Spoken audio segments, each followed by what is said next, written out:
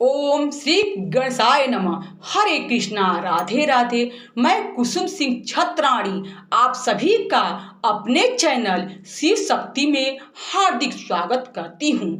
आज मैं आप लोगों को शिव महापुराण के दूसरे भाग के 7वां अध्याय की कथा सुनाने जा रही हूँ।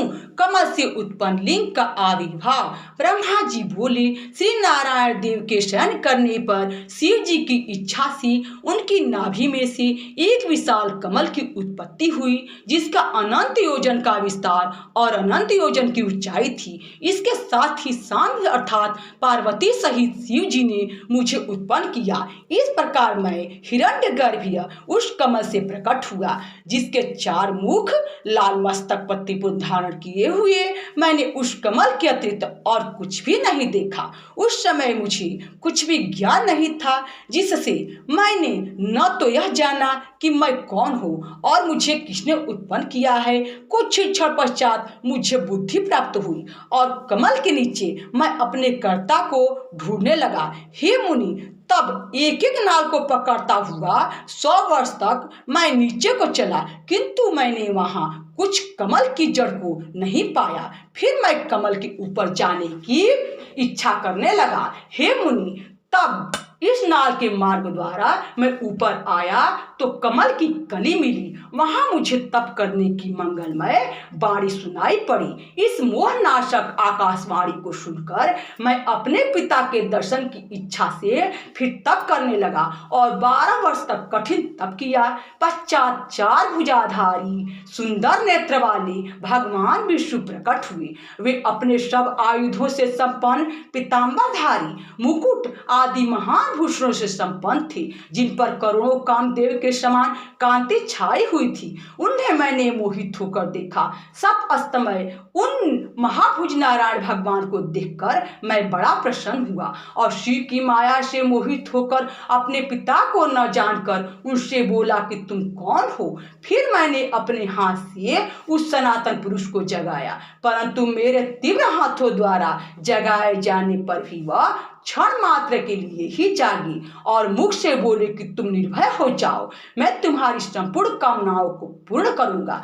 हे देवर्षि, तब उन मुस्कुराते हुए विष्णु जी से ऐसे वचन सुनकर रजोगुण से विरोध मानकर मैंने उन जनार्दन से कहा कि हे निष्पाप, क्या तुम नहीं जानते कि मैं सबके संहार का कारण हूं और तुम शिष्य जैसा मुझ पर शासन करते हो।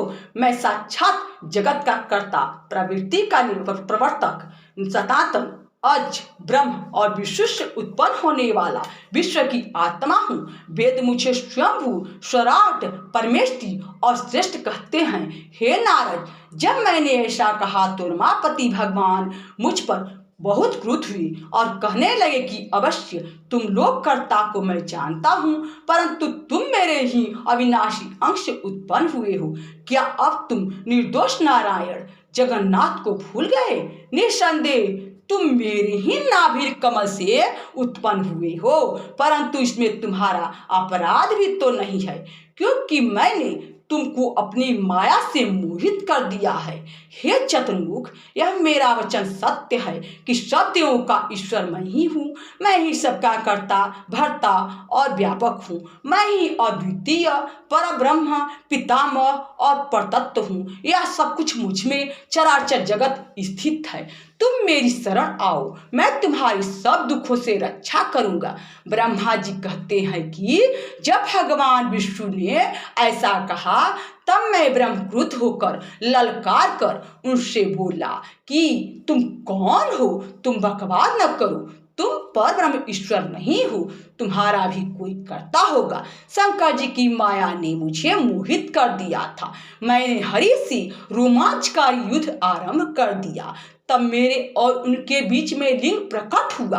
हम दोनों ने देव को नमस्कार कर अपना युद्ध बंद किया और प्रार्थना की कि हे महाप्रभु, हे महेशान, आप शीघ्र ही हमें अपने वास्तविक रूप का दर्शन दीजिए। इस प्रकार वे हम दोनों के मन में स्थित हुई और शिव जी को नमस्कार करते हुए हमारा 100 वर्ष का समय व्यतीत हो गया। यहाँ शिव महापुराण के दूसरे भाग के 7वें अध्याय की कथा समाप्त हुई। बोलो शंकर भगवान की जय। हरे कृष्णा राधे राधे।